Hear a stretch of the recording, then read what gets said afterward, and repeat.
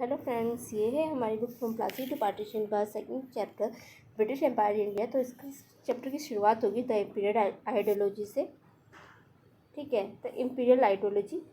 तो प्लीज़ उससे पहले सब्सक्राइब कर दो, लाइक कर दो, ताकि मैं ज़्यादा से ज़्यादा वीडियो बना सकूँ, इनकरेज हो सकूँ। ठीक है, तो इम्पीरियल आइडियोलॉजी, ये आइडियोलॉजी एक्चुअली इसमें बताया गया है कि जो ब्रिटिशर्स इंडिया में काम कर रहे थे, तो उनकी जो उस टाइम की सोच थी वो कहाँ से रही थी। ठीक है, तो सबसे पहले जो सोच है वो डेवलप होना शुरू होगी कॉन्क्वेस्ट ऑफ आयरलैंड से, जिसे टूडोर कॉन्क्वेस्ट ऑफ आयरलैंड भी कहते हैं। अब इस कॉन्क्वेस्ट के बाद सबसे अच्छी बात ये रही, हमें वैसे ये कॉन्क्वेस्ट के बारे में नहीं जानना है, इसमें क्या हुआ ये जानना है। तो जो उन्होंने आयरलैंड पर कॉन्क्वेस्ट किया, उसको जीता, तो वहाँ पे वो अपने हिसाब की पॉलिसीज़ लाने लग गए और ख़ुद को ना न्यू रोमन्स कहने लगे। अब न्यू रोमन्स, इसके साथ उन्होंने एक नई रिस्पॉन्सिबिलिटी खुद पे डाल ली कि वो जो दुनिया भर में जो बैकवर्ड पीपल है ना, अब वो उसको सिविलाइज करेंगे। ठीक है, तो दुनिया और बैकवर्ड लोग वो लोग थे जो उनके हिसाब से नहीं चलते थे। तो यहाँ पे वो खुद पे रिस्पॉन्सिबिलिटी लेके आएंगे और एक मिशन पे निकल जाएंगे। पूरी दुनिया पे उन्होंने ये सिविलाइजेशन फैलाना है।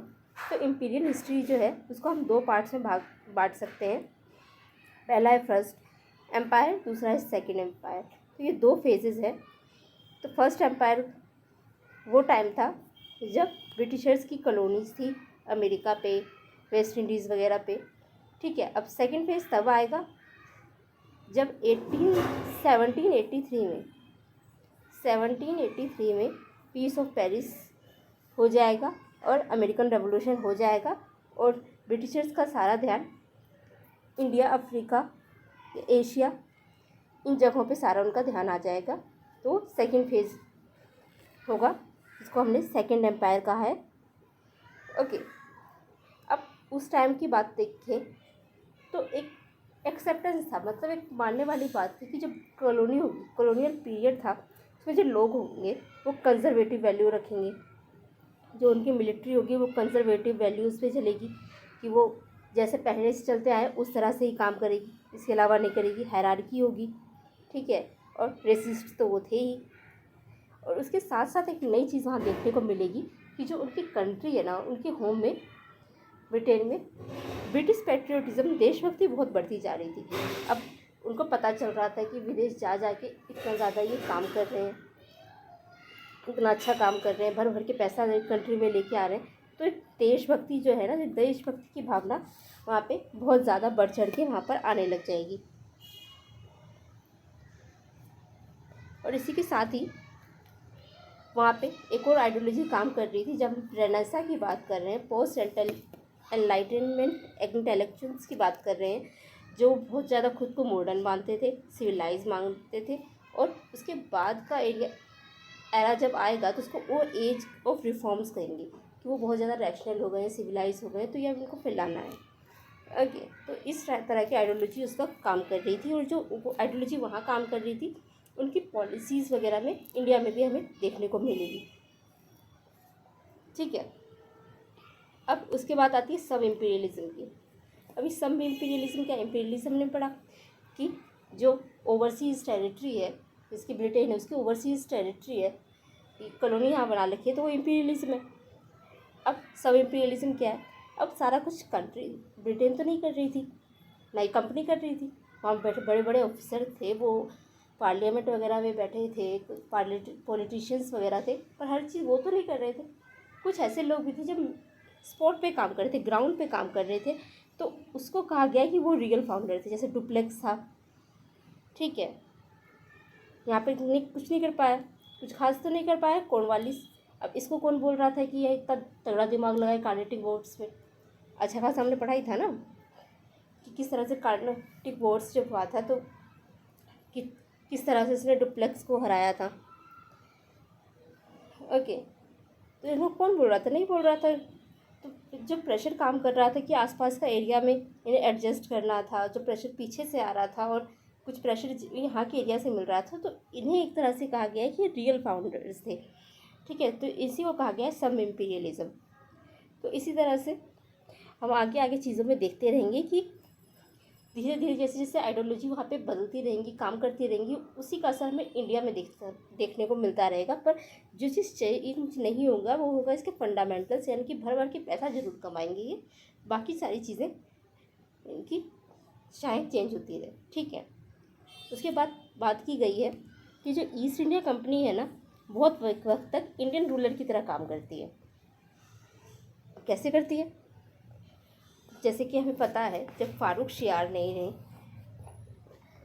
फरमान दिया था 1717 में, ठीक है, हमने बताया था कितना बेवकूफ़ इंसान था फारूक शियार, अपनी सोवरेनिटी एक तरह से उसके हाथ में रख दी थी, मैग्ना कार्टा हमने बात की थी। ओके, तो जब इस फरमान के बाद कि बहुत सालों तक इनका कंट्रोल हो जाने के बाद भी ये बहुत टाइम तक मुग़ल एम्पायर के नाम पे सिक्के बनाएंगे, ठीक है, मुग़ल एम्पायर के नाम पे, और इनकी लैंग्वेज जो होगी ऑफिशियल लैंग्वेज वो पार्शियन ही रहेगी, चेंजेस नहीं करते ये जल्दी। और इसके बाद हिंदू मुस्लिम लॉज के हिसाब से कोर्ट्स में फंक्शनिंग होगी, ठीक है। तो एक तरह से इन्होंने यहाँ पे चीज़ों को चेंज करने की कोशिश नहीं की, यहाँ की चीज़ों को समझने की कोशिश की, उसको उसी तरह से बनाए रखा। इसलिए कहा जा रहा है कि इंडियन रूलर्स की तरह काम कर रहे थे। और लॉर्ड क्लाइव जब आएंगे तो डबल गवर्नमेंट लेके आएंगे। हालांकि हमें पता है बहुत टाइम तक ये काम किया नहीं था, पर ये लेकर ज़रूर आए थे डबल गवर्नमेंट। और इसका मकसद ही यही था कि ज़्यादा से ज़्यादा कम इंटरवेंशन करें। ये सिविल डिस्टर्बेंस वगैरह नहीं चाह रहे थे, ना ही इनको सप्रेस करना चाह रहे थे। और ये ज़्यादा कि यहाँ पे एडमिनिस्ट्रेशन में ना पढ़ना भी नहीं चाह रहे थे। ये चाह रहे थे सारी चीज़ें फंक्शन स्मूथली चलती रहे और बस इनको ज़्यादा दिक्कत ना हो, बस पैसा कमाना चाहते थे, ठीक है, एक तरह से ये कह सकते। तो उसके बाद एंग्लिसाइजेशन ऑफ द स्ट्रक्चर। अब एंग्लिसाइजेशन का हम मतलब सीधा सीधा ये समझ सकते हैं सिंपल भाषा में कि अंग्रेज़ों की तरफ काम करना, जैसे कि उनकी तरफ उनकी भाषा बोलना, उनकी तरफ कपड़े पहनना, उनकी पॉलिसीज़ को अच्छा बोलना, एंग्लिसाइजेशन इसको कह सकते हैं, ठीक है। तो ब्रिटिशर्स की अगर पॉलिसीज़ देखें, उनका फंक्शनिंग देखें, तो वो इनहेरिटर्स की तरह यहाँ पर काम करना चाह रहे थे, ना कि कोई इनोवेट करना चाह रहे थे। और एक तरह से कहें तो वो रिवाइवर्स ऑफ अ डिकाइड सिस्टम की तरह फंक्शन करना चाहते थे। अब यहाँ पे डिकाइड सिस्टम की बात की जा रही है। डिकाइड सिस्टम का मतलब ये है कि कोई चीज़ को वो ठीक कर रहे हैं जो कि ख़राब हो चुकी है। अब ख़राब तो वही चीज़ होगी जो पहले कभी ठीक थी, ठीक है। तब यहाँ पे कोई चीज़ कभी पहले ठीक थी, अब यहाँ पे एक सेंस लेके आने की कोशिश करेंगे कि कोई चीज़ पहले ठीक थी तो कब ठीक थी, एंशियंट टाइम पे ख़राब हुई उसके बाद, ठीक है। अब ये कंपनी आई है उसको ठीक करेगी। तो आप यहाँ पे इनकी चालाकी यहाँ पे देख सकते हो किस तरह से ये लोग चालाकी कर रहे थे यहाँ के चीज़ों के साथ, ठीक है, अपने रूल को लेजिटिमाइज करने के लिए। अब इसी को कहेंगे हम डीजेनरेशन, ठीक है। तो इसी आइडिया को हम डीजेनरेशन कहेंगे। फिर विलियम जोन्स की आएंगे। विलियम जोन्स यहाँ की हिस्ट्री के लिए बहुत काम करेंगे, ठीक है। अब यहाँ की जो हिस्ट्री है ये कहेंगे क्लासिकल वेस्ट के बराबर है, कि वहाँ की जो वेस्ट में जो हिस्ट्री पढ़ी जा रही है, जो उनका इतना अच्छा इतिहास है, इंडिया की हिस्ट्री के लिए भी कहेंगे कि बहुत अच्छा इतिहास है। तो विलियम जोन्स इसके पीछे बहुत काम करने वाले हैं। और संस्कृत को वो ग्रीक और लैटिन के साथ जोड़ देंगे, कहेंगे ये एक ही भाषा का परिवार है। इंडो यूरोपियन फैमिली में ये तीनों बिलोंग करती हैं, संस्कृत, ग्रीक, इटली। कितनी अच्छी बात है कि उस टाइम पे ये चीज़ें निकाल के लेके आ रहे थे, ठीक है। अब इसी से चीज़ें जब आगे बढ़ेंगी तो नया ट्रेडिशन शुरू होगा, जैसे हम कलकत्ता में देखेंगे, ठीक है। कलकत्ता मदरसा की शुरुआत होगी 1781 में। फिर एशियाटिक सोसाइटी को बंगाल की शुरुआत हो जाएगी 1784 में। संस्कृत कॉलेज बनारस में शुरू होगा 1794 में, ठीक है। जब जो सर विलियम जोन्स करेंगे ना, तो उसी के आगे जब उन्हीं के आगे के लोग जो आएंगे, ओरिएंटलिस्ट ट्रेडिशन जो होगा उसी के तहत और काम होगा और ये चीज़ें इंस्टीट्यूशन बनना शुरू हो जाएंगी। पर जैसे कि मैंने बताया चीज़ें इतनी स्मूथ नहीं थी, इतनी अच्छी नहीं थी, अंग्रेज बहुत चालाक थे। ये एक तरह से बता तो रहे थे कि इंडिया की हिस्ट्री ये सब है, पर एक तरह से यहाँ की हिस्ट्री को डिफ़ाइन भी कर रहे थे। अब डिफ़ाइन इन द सेंस कि अब इंडिया की हिस्ट्री को इस तरह से बताएंगे कि उनकी प्रेजेंट की जो नीड्स है ना, कि उनको प्रेजेंट में चाहिए कि लोग उनकी तारीफ़ करें कि वो कितने अच्छा काम कर रहे हैं, कितना ज़रूरी था उनका आना। तो इस तरह से इंडिया की हिस्ट्री को डिफ़ाइन करना शुरू करेंगे। और इसी में आएंगे स्कॉलर यूजीन इर्स्किक। अब ये कहेंगे ओरिएंटलिज्म ट्रेडिशन के लिए कि जब ये ओरिएंटलिस्ट ट्रेडिशन की शुरुआत होगी ना, तो एक थ्रस्ट आएगा जो वहाँ के बड़े बड़े ऑफिसर्स हैं या उनकी होम कंट्री है ब्रिटेन, वहाँ पे जो एलाइट वर्ग है उसमें जोश आ जाएगी कि इनकी हिस्ट्री को जानो। अब उसके बाद यहाँ की हिस्ट्री के लिए एक प्रोसेस ऑफ डायलॉग होगा जिसमें कंपनी के लोग भी हैं, इंडियंस भी हैं, नेटिव हैं, पर जो लास्ट का आउटकम निकल के आएगा ना इस आउटकम से, मतलब इस डायलॉग से, तो वो पूरा का पूरा ये अंग्रेजी डिसाइड करेंगे। ठीक है, तो एक तरह से ये हो गया कि जो आउटकम निकल के आएगा उसमें इंडियंस का भी कोई हाथ नहीं है और नेटिव्स का भी कोई हाथ नहीं है। एक तरह से पूरा का पूरा डिफाइन करने का काम ये यही करेंगे ब्रिटिशर्स। तो ये इर्स्किक है, इसी तरह से आगे कहते हैं कि इस तरह से पूरी तरह से इसको डिनाई नहीं किया जा सकता कि ओरिएंटलिज्म ट्रेडिशन का जो लेके आए थे ना ये, तो वो इस तरह से लेके आए थे कि कॉलोनियल स्टेट है ना, कि अपनी प्रेजेंट को रिक्वायरमेंट्स को पूरा करना चाहते थे। ओके, अब प्रैक्टिस की बात करें, ओरिएंटलिज्म इन प्रैक्टिस, तो इसमें सबसे अच्छा खासा जो नाम आता है वो वॉरेन हेस्टिंग्स का आता है।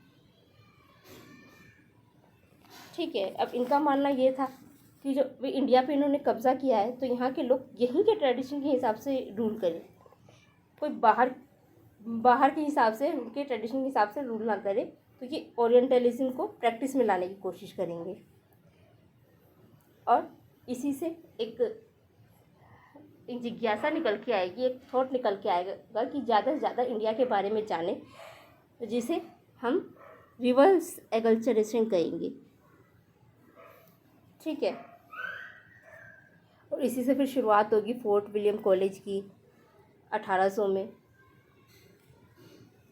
जिसका विज़न यही होगा कि वो जो यहाँ पे सिविल सर्वेंट्स जो यहाँ पे काम करेंगे वो इंडिया की भाषा को सीख सकें और यहाँ के ट्रेडिशंस को भी सीख सकें। और इसी में फिर कुछ हिस्टोरियंस आएंगे, थॉमस ट्रॉटमैन, वो बहुत तारीफ़ करेंगे, वॉरेन हेस्टिंग्स वो भी बहुत तारीफ़ करेंगे कि इससे वेस्ट और इंडिया इन दोनों में कितनी बॉन्डिंग अच्छी हो जाएगी। पर जैसे कि मैंने कहा चीज़ें इतनी अच्छी हैं नहीं। ये एक तरह से साथ साथ में एक थॉट ये भी लेके आएगा कि किस तरह से ये ओरिएंटलिस्ट ट्रेडिशन को रिजेक्ट भी किया जाए। मतलब एक तरह तो ये बता रहा था ओरिएंटलिज्म कि ज़्यादा से ज़्यादा इसके बारे में पढ़ो, पर ऐसा हिस्ट्री लेके आएगा कि बहुत ऐसे भी लोग निकल के आएंगे जो इस ओरिएंटलिज्म को रिजेक्ट कर देंगे और एंग्लिसाइजेशन पे जोड़ देंगे। तो वो क्यों था देखते हैं। जबकि हिस्ट्री की बात करेंगे ना तो ये आर्यंस की बात करेंगे। अब आर्यंस अगर आपको पता हो तो वो माने जाते हैं कि वो यूरोपियंस हुआ करते थे। अब ये आर्यंस के लिए बात करेंगे, उसको बड़ा चढ़ा के दिखाएंगे, आर्यंस के अचीवमेंट्स को बहुत ज़्यादा दिखाएंगे और बाकी की हिस्ट्री को दिखाएंगे कि चीज़ें उसके बाद बिगड़ गई और ये ब्रिटिशर्स जो आए हैं अब इसको ये ठीक करेंगे। तो इस तरह से ये आइडिया लेके आएंगे तो लोगों के मन में भी, ताकि एक सोच डेवलप की जा सके कि ये कॉलोनिस्ट कितना अच्छा काम कर रहे हैं और इनकी जो ऑथोरिटेरियन रूल है, अब ऑथोरिटेरियन रूल ये होता है कि जो अथॉरिटी बोले उस तरह से काम हो, तो ये जो उनकी ऑथोरिटेरियन रूल है वो लेजिटिमाइज हो सके। Okay, thank you.